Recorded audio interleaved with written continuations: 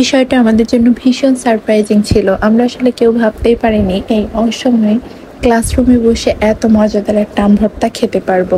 এই পরিবেশে এরকম একটা আয়োজন করার জন্য অন্তরা আপুকে অনেক অনেক ধন্যবাদ, এবং তাকে সাহায্য করার জন্য পাপিয়া আপু এবং সুন্দরভাবে মেখে খাওয়ানোর জন্য সীমা আপুকে অনেক অনেক ধন্যবাদ।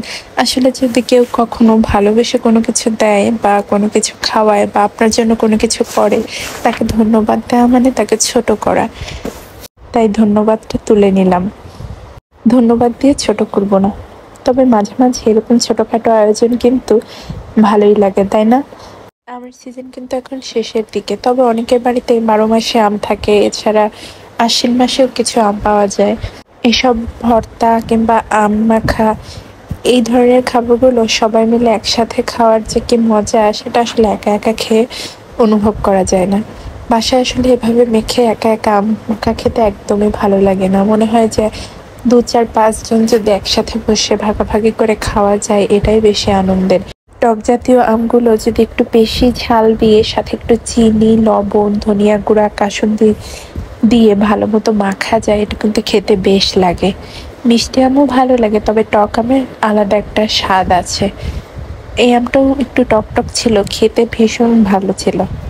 সবগুলো উপকরণ একসাথে ভালো মতো মেখে নিলে কিন্তু এটা খেতে বেশ ভালো লাগে।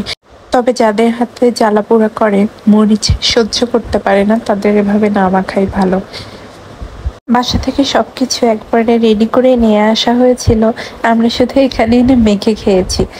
আসলে অনেক কষ্ট হয়ে গেছে, এতটা আম একা একা কুচানো কম কথা নয় কিন্তু, তাই না?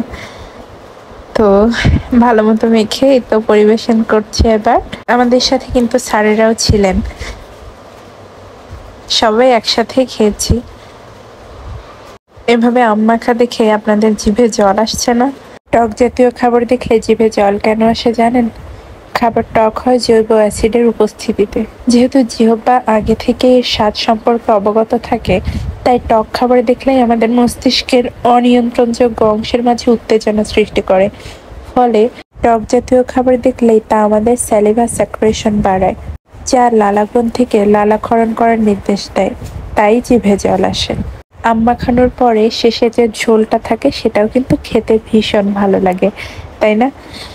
তো আমাদের পরিবেশনও হয়ে গেছে, এবার খাওয়ার পালা। সবকিছু কিন্তু বাসা থেকেই নিয়ে আসা হয়েছিল। নিয়ে এসে এরকম থরে থরে সাজিয়ে সবাইকে পরিবেশন করা হয়েছে। বাসায় মেহমান গেলে যেভাবে আপ্যায়ন করা হয়, বিষয়টা সেরকমই ছিল। তো চলুন রিভিউ নেওয়া যাক।